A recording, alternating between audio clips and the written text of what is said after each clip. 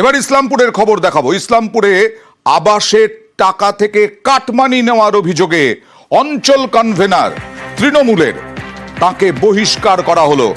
আবাসে শুধু বহিষ্কার নয়, গ্রেফতারও করা হয়েছে শাহনওয়াজ আলম। কথা বলবো প্রতিনিধি চঞ্চলের সঙ্গে। কি অভিযোগ ছিল? দেখো অয়নদা, তোমাকে জানিয়ে রাখি যে ইসলামপুর ব্লকের মাটিকুন্ডা 1 নম্বর গ্রাম পঞ্চায়েতের অঞ্চল কনভেনার শাহনওয়াজ আলমের বিরুদ্ধে আবাসের যে কাটমানি, সেই কাটমানি চাওয়ার অভিযোগ উঠেছিল এবং সেই অভিযোগ কিন্তু ইসলামপুর থানায় একটি অভিযোগ জমা হয় এবং অভিযোগের ভিত্তিতে গতকালই ইসলামপুর থানা পুলিশ ওই অভিযুক্ত অঞ্চল কনভেনার শাহনওয়াজ আলমকে গ্রেপ্তার করেছে পুলিশ। এই ঘটনা নিয়ে কিন্তু রীতিমতো এলাকায় একটা চাঞ্চল্য ছড়িয়ে পড়েছে। এরপরেই কিন্তু অঞ্চল তৃণমূল কংগ্রেসের তরফ থেকে যেটা জানানো হয়েছে যে সমস্ত দায়িত্ব থেকে শাহনওয়াজ আলমকে বহিষ্কার করা হয়েছে এবং পুলিশ যে অভিযোগ হয়েছে সেই অভিযোগের ভিত্তিতে পুলিশ যা তদন্ত করবে সেটাই কিন্তু তারা মেনে নেবে। তবে দলের তরফ থেকে পুরোপুরি তাকে বহিষ্কার করা হয়েছে এবং কিন্তু ইতিমধ্যে একটা এলাকায় চাঞ্চল্য ছড়িয়ে রয়েছে।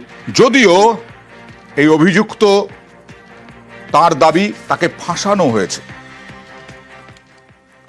আবাসের টাকা চেয়েছেন দাদা? আবাসের টাকা চেয়েছেন? আবাসের টাকা চেয়েছেন আপনি? কে ভাসালো? কে ভাসালো? জানি না। কে ভাসালো? বিরোধীরা না অন্য কেউ? কে ভাসাতে পারে? বুঝতে পারছি না।